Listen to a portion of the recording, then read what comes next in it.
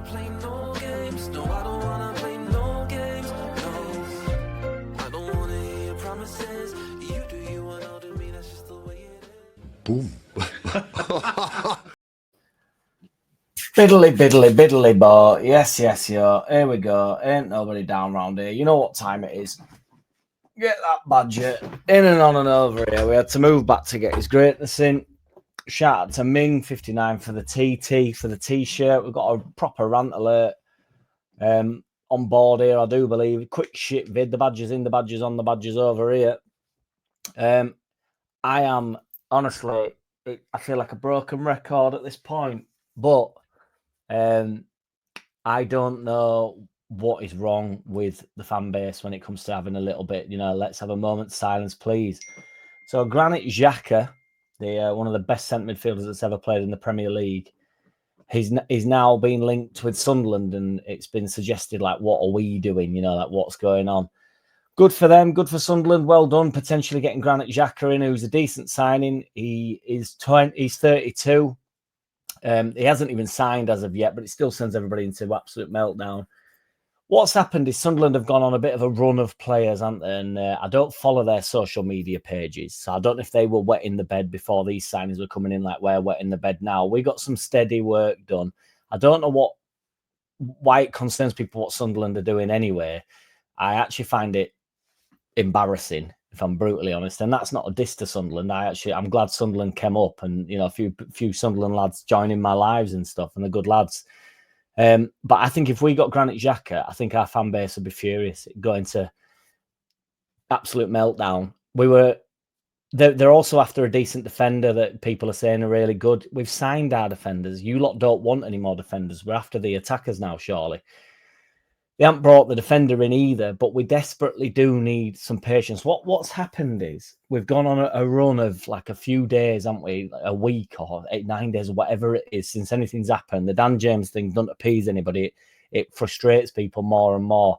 It's honestly like watching The Ring, the movie The Ring, where you've got 7 days. It's a countdown from 7 days, and if you don't do anything within them days, you're getting phone calls.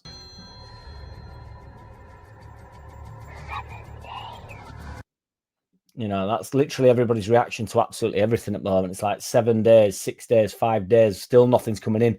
Twitter, just people putting gifts, like anything that's from big content creators.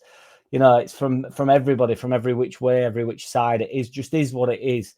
It'll be the death of me, the countdown, because we're going to end up constantly in this state of play.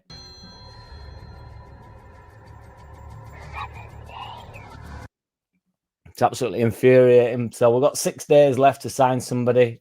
Tuesday, Wednesday, Thursday, Friday, Saturday. No, we've got 4 days left to sign somebody before the fan base goes into absolute oblivion. I still think Longstaff's a better signing than Granit Xhaka. He's gone abroad. Granit Xhaka was, largely laughed at when he was at Arsenal for large portions until Emery came in. And I like Granit Xhaka. I think he's a decent player. I think he'd be a decent signing for him. I think Sunderland have got a lot of way to make up before they get anywhere near us anyway. I've said it before, I'll say it again. If we're in competition with Sunderland and Burnley, we are going down regardless. It's going to be a long old season. Everton and Burnley, luckily not Sunderland, they're apparently after Harrison, £10 million.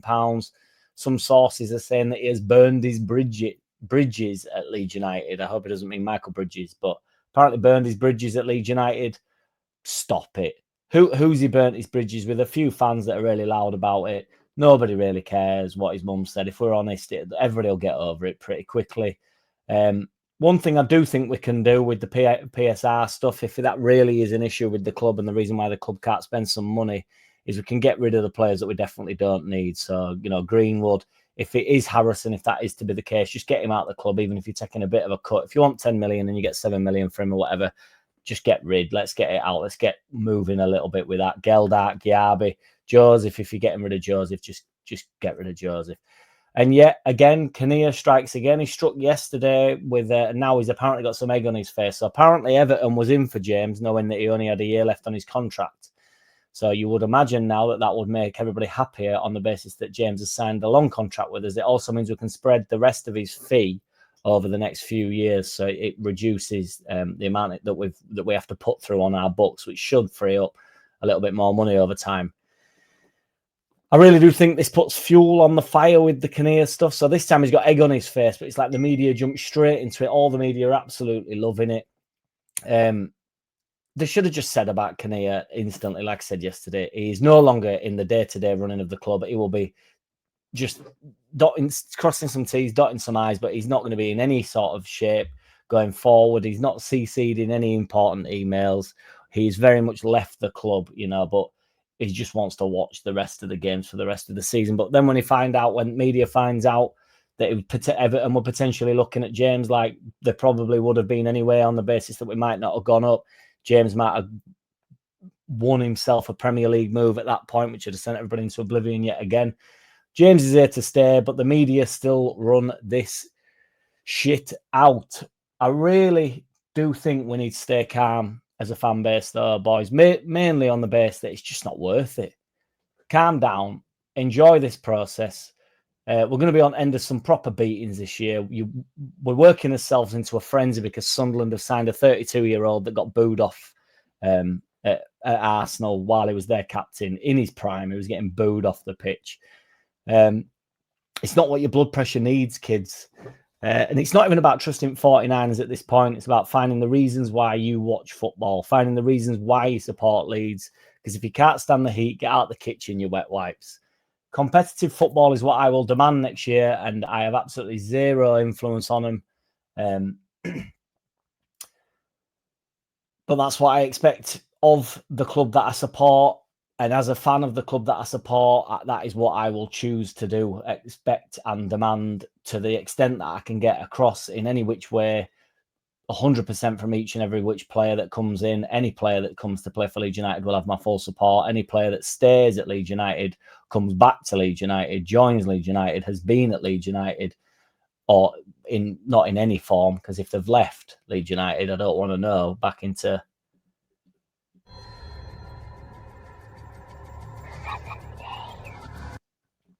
But ultimately, I think it's about time we all grew up a bit. This is not my club. It's not our club. It's somebody else's club. It's the club we choose to support. The reason why I say choose to support, because I don't at this point choose to support Leeds United. This is something that I have no willingness to leave. I can't do anything about the fact that I support Leeds United at this point. I could have possibly chosen when I was a bit younger, but in hindsight, it was probably even harder to choose when the family I grew up in probably wouldn't have had it any other way. So the reason why I say choose is because I think some fans do choose the way they follow players around, the way they follow managers around. As soon as a player leaves this club, I stop worrying about them. As soon as the manager leaves this club, I stop worrying about them to some extent. Bielsa I still sort of slightly follow just because I'm a fanboy of Bielsa and I was delighted with what he did. But I can't say I check every single year ago I score. So I don't watch the games. I don't mind odd highlight that pops up to him about what he's done. I'm here for the long haul. You can go find another religion if you want. It's something that I cannot do, but I'm certainly not going to go drop dead and panic because Sunderland are the new Goliaths on the block. It's very, very likely that they will be relegated next season. That's the reality of it. It's going to be rock hard for all three of us, but I'm here to support it. If after 10 games it's been turgies, we can have a conversation. But I can pretty much guarantee to you that if we are having a conversation after 10 games, it's not because Sunderland have lit the league up. The hidings that we're about to get when we go into the Premier League, which is a reality, we're going to get banged up sometimes. It won't be Sunderland that you're worried about in that. So, and even if Sunderland are better than us this year, there's 20 teams in that league and we have to be better than 3 of them. I'm not team finish 17th, aim for 11th, finish 15th. I actually think that's achievable. Whether Sunderland do it as well is irrelevant. I really don't care at this point. I'm sick to back teeth of it. I feel like fucking ripping the screen out. It's boring. It's embarrassing. Calm down. Go careful there now, my love. You know, we're in a supermarket trying to find some decent ingredients. We've got some stuff in. We've got plenty of time to get some more in. I think the dominoes will start falling towards the start of the season. We're just going to have to be patient. Hope that we've got enough as it stands right here, right now, you know, to have a decent pre-season with some additions, some proper decent additions that hopefully players like Longstaff come in, that can just slip straight into the side, no messing, no arty-fartiness, just like, oh, he's a match-made centre midfielder. Much like when Tanaka came, much like when Rothwell came and they wasn't playing initially. Tanaka got his little cameos and everybody started jizzing the pants. But Rothwell were never going to look like he got a chance. They both came in, both slipped straight into the side. It's easy stuff when you're a decent player. You understand the role that you've been asked to play, particularly when you played within your position like Tanaka and Rothwell was. And Farker football works for certain players. So we will see. I don't think it does benefit the club really, if I'm honest, with the social media meltdown. I do my best on this YouTube channel. I do the YouTube channel because I like doing it. So I'm not having a go at anybody that's online going absolutely bonkers about it, relentlessly talking about Leeds United and moaning about it. I just don't really think it gets you as a person anywhere. It doesn't help the fan base. It doesn't. I just think there'll be a time to moan, and I just don't think it's yet. And you're only moaning because Sunderland are linked with a 32-year-old Arsenal reject who was decent for a couple of seasons for Arsenal, but ultimately wasn't wanted, and they moved on from him. So Arsenal are at another level to us, evidently. But, you know, now you're on about Xhaka coming back after a few years and thinking that's a good signing for them. But then people saying that Longstaff, who has gone all the way with Newcastle and then gone out of favour, isn't a good signing for Leeds United. You can't make that make sense to me. But regardless, I hope nobody minds the fact that this is slightly more somber, a bit more of a solemn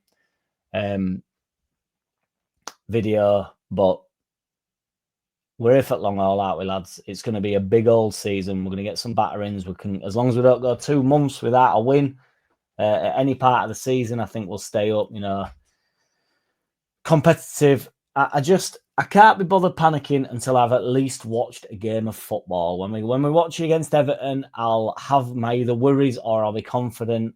And then we've just literally just got to go from there. I was worried the first game of the season when we had that crazy draw with Portsmouth. That panicked me.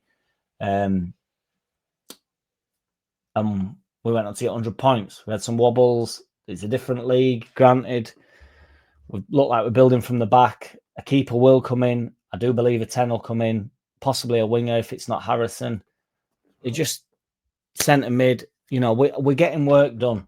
I think there's some stuff needs ironing out. Shit is as shit does. Keep liking, keep subscribing. Get that badger in and on and over here in a bit. I don't wanna play no games. No, I don't wanna play no games. No, I don't wanna hear your promises. You do you and I'll do me. That's just the way it is. Boom.